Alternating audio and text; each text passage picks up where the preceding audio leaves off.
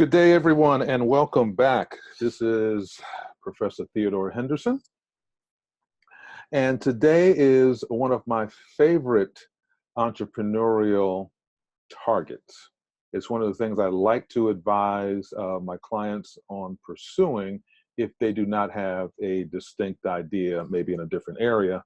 But if they have been working for a considerable period of time, a decade, 2 decades, 3 decades, they're Generation X, baby boomer types.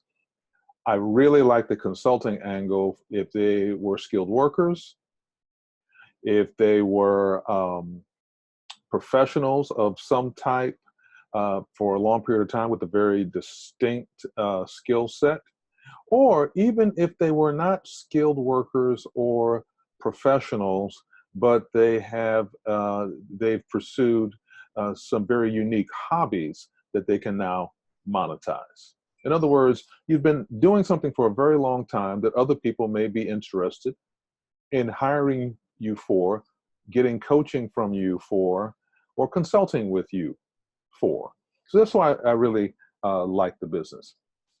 And what I want to do with you today is to discuss how best to start a consulting business. What do they do?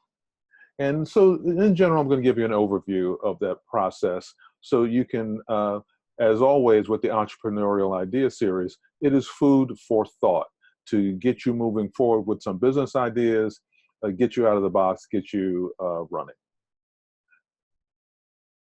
Once again, if you do not know me, I am your host and presenter. I'm Professor Theodore Henderson, author, coach, consultant, trainer. I focus on business skills, career topics, entrepreneurship, particularly around the business planning, the marketing, and targeting your niche area, and then business leadership, how to run the business that you've spent your time understanding how to get up and running, get it launched, basically, or if you're even a professional that is a first time or a manager who would like to improve that skill set. You can find out more about me at theodorehenderson.com. Alrighty. You're looking for an idea for a business. What type of business to start? You're looking maybe for something that doesn't really require a ton of seed money or capital to get started. You have expertise, and some of that expertise will allow you to help businesses solve problems. So you may actually want to consider starting your own consulting business, either on your own or with a partner or partners, and get things moving. Take advantage of this expertise that you may have to solve businesses' problems. So why would you want to do this? Is there any future in it? Well, according to a study published by First Research, and they're a consulting industry watchdog. Well, I don't want to say watchdog, but they do research and they publish on industries and consulting. They showed that the consulting industry brings in close to $500 billion with a B dollars annually.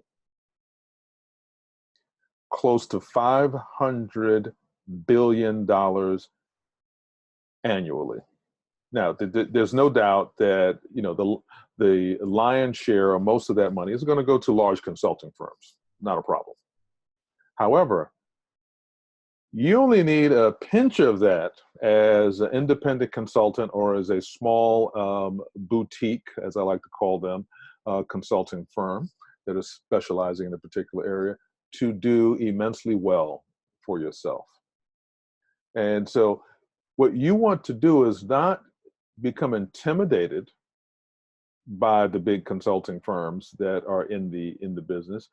You're looking at that as verification that this is a real business with real money and real opportunity. And so what would you do as a consultant? And what does it take to build a consulting business? And so I'm going to give you some facts that'll help you decide if indeed you're the right person with the right stuff, that you have what it takes to launch a successful consulting business. So what actually does a consultant do? What does an independent consultant do? What are their activities? Well, they're hired, as I mentioned, for their expertise, their skills, their abilities, particularly their ability to get the job done. A company or an organization is going to hire a consultant for a variety of reasons, including identifying problems and the solutions to those problems. Many, many times, you don't have the expertise in-house, and you don't want to hire a full-time person for whatever the issue is or the challenge that you have as a business owner. But also, many times you're too close to the problem. You need an objective, skilled set of eyes to come in that can identify the problem and find a solution. And even though that may sound like an additional cost, when you start looking at hiring full-time employees to solve an issue or to help you overcome a challenge that may be something that's not consistent, but even if it is consistent, when you look at the numbers, in many cases, you save money by actually hiring a consultant on a temporary basis rather than hiring the employees. So for those of you that look to be full-time employees, I'm not saying don't hire employees. I'm saying you look at the numbers. Either way, smart people will be employed and will benefit by the fact that there's a business problem to be identified and solved, excuse me. The other thing is bringing a consultant in many times is fuel. You know, a company, just like a person, can find themselves in a routine and not really getting the most out of their energies and their skill set, et cetera. So this sort of breathes new life into an organization or a company. Additionally, what you can get from the consultant is learning new skills in terms of your organization, learning new skills. And you as a consultant, if you're pursuing the business, you want to make sure that your skill set is always up to speed, not just current with whatever the present activities is, but you always have an eye towards the future. So technology consultants in particular are especially in demand, but they're not the only ones, but they're especially in demand for obvious reasons, as companies are hiring them to teach their employees how to use the latest technology and how to leverage that technology for the benefit and the advancement of the company that they work for, right? So a lot of folks have preconceived notions about what a consultant does, but there are some common themes that all consultants share. But let me just summarize here. The activities of an independent consultant or a consultant that is independent but working, small firm. You identify problems and you find solutions. You also are supplementing the staff. You also are bringing new life to an organization. And you're also teaching a new skill. So these are the things you can do all of them, but certainly you can do some of them, and particularly, number one, identifying problems and finding solutions will be the key. So that is what makes you successful. That's what allows you to establish a relationship with the client. And if you're delivering value, which as a skilled, smart, customer service focused, value delivering, problem solving customer consultant is, right? And I know that's a mouthful, but I've said it that way on purpose because don't sell yourself short. You're providing a lot of very, very good things that are extremely high value that will cement your relationship with a client. So activities, let's continue with this. Listening skills. It's like, what? You thought you were talking about technology. No, there are other skills. There's some skills that you need to have so that you can effectively deliver the technical solution. And listening skills.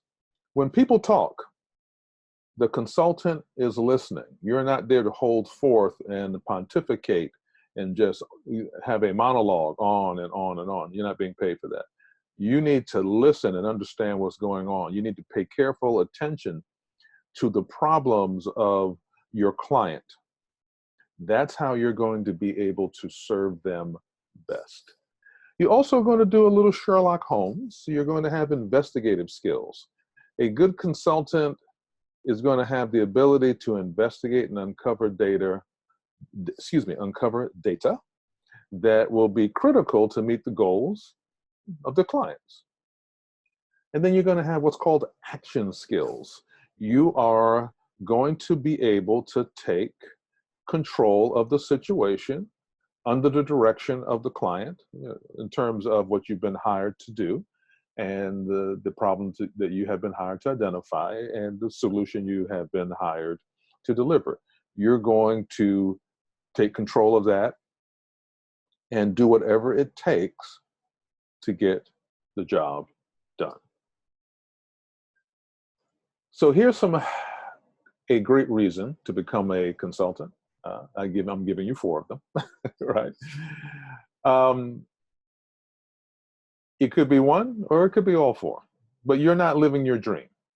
There's other things that you can do that you want to do.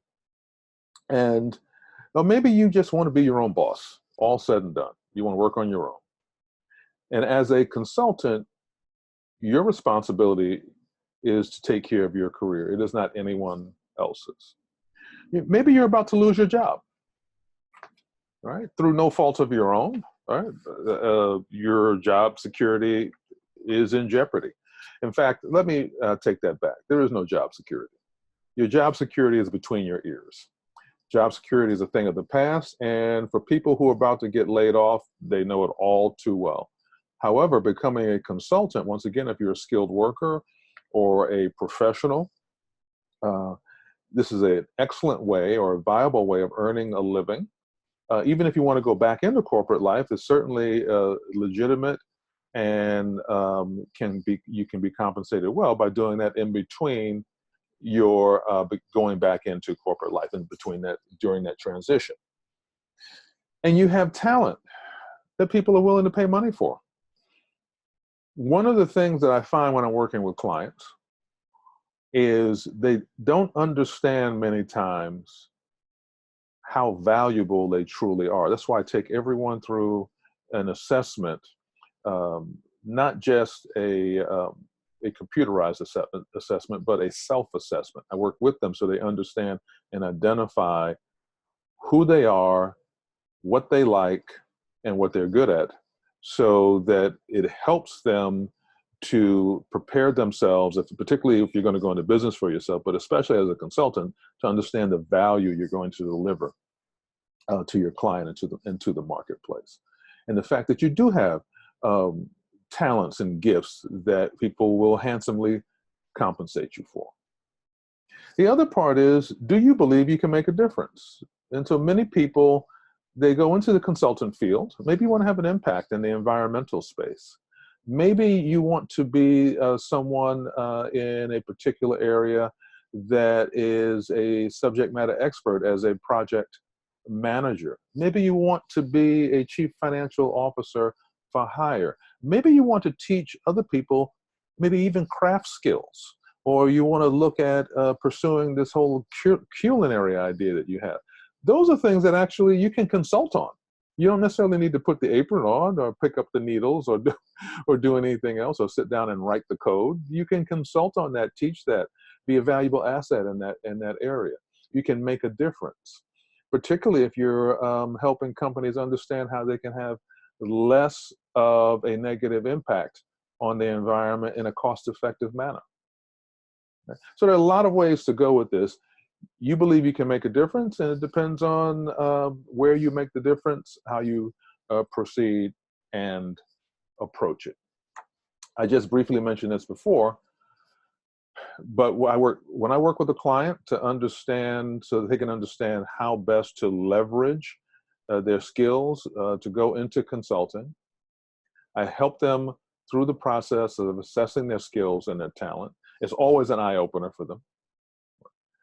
Even if they understand what they want to pursue, they're always surprised that they have, when we finish working together, they have these extra things that they have been ignoring and that were buried inside. And all of a sudden we bring them out and it's like, oh, yeah, I am good at that. Yes, I do like to do that. Yes, I can do that for someone, and that's valuable. It then helps you decide on a specialty. So you don't make the mistake of deciding to be a consultant in general, right? There's dramatically less money in being a consultant in general, or that you're latching on to the latest hot fad because there's a demand for it right now, right? You don't want to be in the hot fad. You want to be in the continuous value delivery mode. You understand how to research your field. If you want to become a consultant around technology, you need to carefully research everything about that field, particularly now when people are looking at what I like to call the fourth industrial revolution. They're looking at the newer technologies and how to leverage those to get more value out of artificial intelligence, blockchain-based applications, machine learning, crypto XXX, right?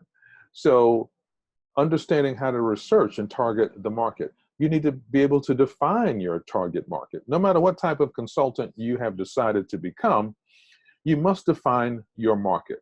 There's no money in being a generalist. There's only frustration and low wages, the truth be told, right?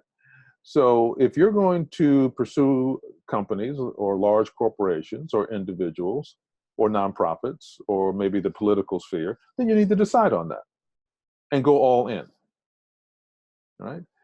Do the homework, have to gather the information, set the strategy, understand the value you can deliver, and understand who your ideal client is. And then you need to jump into the deep end. Oh, okay, jump into the shallow end and wade out to the deep end. But if you believe you're ready, then take the plunge and get moving. Get that consulting business off the ground and running.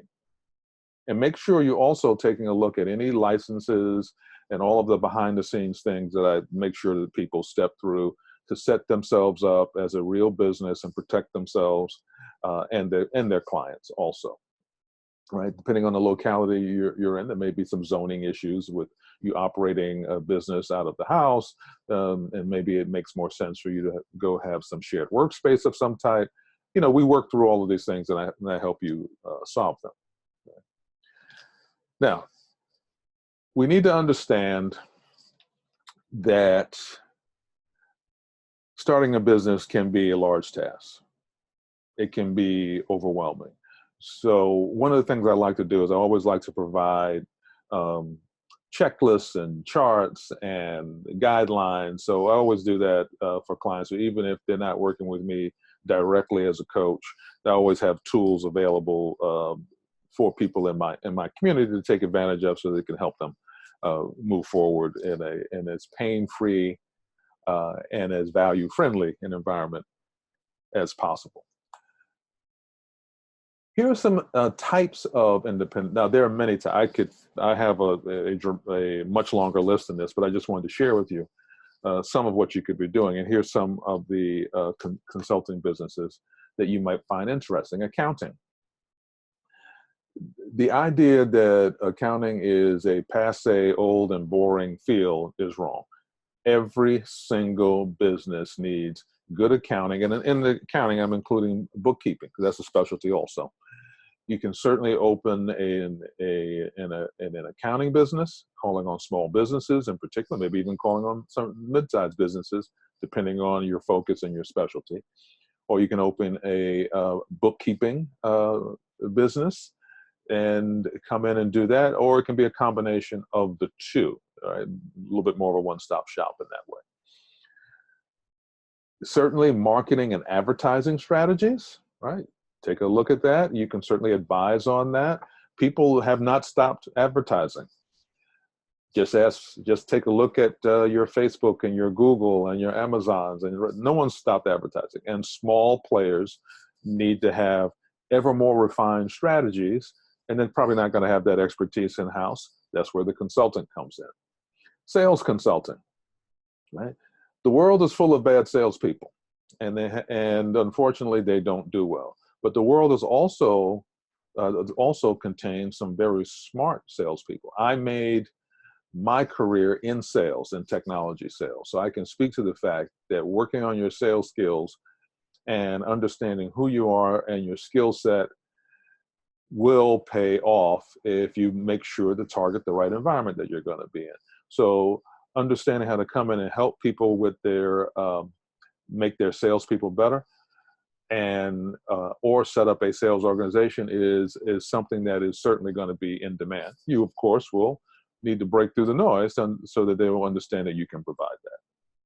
And then, of course, digital marketing. Businesses certainly need help choosing and then, of course, implementing their marketing techniques, more specifically, their online marketing techniques. Small businesses, and of course, many mid-sized businesses, aren't going to have social media, social networking, content marketing, SEO, paid search marketing, and all these sorts of people under their roof working for them. What they're going to need is are consultant resources that can provide that. Then you have career. Part of what I do is career coaching, not just for job search, but actually for managing your career or transitioning in your career to either another field or working to get yourself promoted, or going into business for yourself, or vice versa, leaving business for yourself and going back to work for someone else in the corporate sphere. So I am a certified career coach, and I've been doing that for many, many years. And then, of course, management. Right? If you can help a company manage their business and solve their problems, they're going to pay you. All said and done, they will reach into their pocket, because smart firms want to do well. They want to drive revenue, cut costs, and be profitable. And if you can bring solutions to that, and you get an audience with the right people, you're going to get the gig. So consulting, is it a viable pursuit for you? If you're a skilled worker, if you're a professional, particularly if you've been at either one of those for a while, because you're a Gen X or a baby boomer. And as I said previously, if you have a hobby or an outside interest that you've been doing for many years, and there may be some interest in that, even though it's not anything technical per se, but it could be a hobby that other people want to pursue, or a skill that other people want to acquire that has nothing to do with work, but has to do with their leisure time. You have the basis for opening a profitable consulting firm. All righty, that's it for today. Thank you for your patience. If you want a free one-on-one career strategy with me, go to theodorehenderson.com/resources, click on Launch Your Great Business Idea Now, and apply for the free one-on-one career strategy session. Would love to speak with you. There are also a number of free resources there that you can take advantage of also. And once again, my site is theodorehenderson.com. Certainly like this video, share it with someone you think may benefit from it. I look forward to seeing you in the next entry into the Entrepreneurial Ideas series. This is Professor Theodore Henderson. It has been a pleasure to be of service, and I look forward to seeing you in cyberspace in the near future.